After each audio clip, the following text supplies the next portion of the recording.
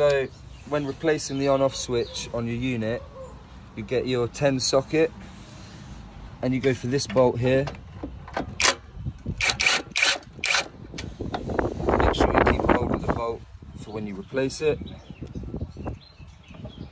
You then open up this little plastic housing here to expose all of the wires, and then you disconnect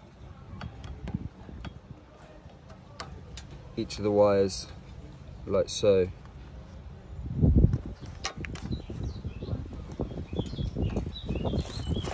Once you've disconnected all the wires, you grab your flathead screwdriver, and sometimes it can be a little bit tricky, so you have to be careful when you're prying it,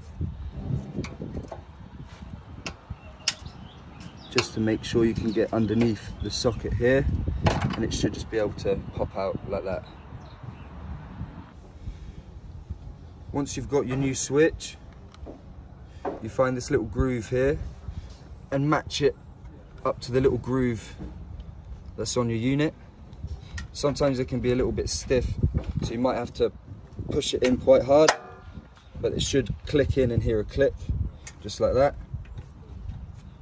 Once you've done that, you then connect the wires back together.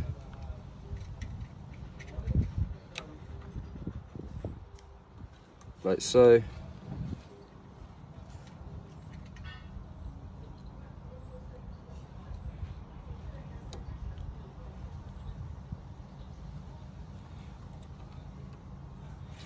And then you get your earth and your 10.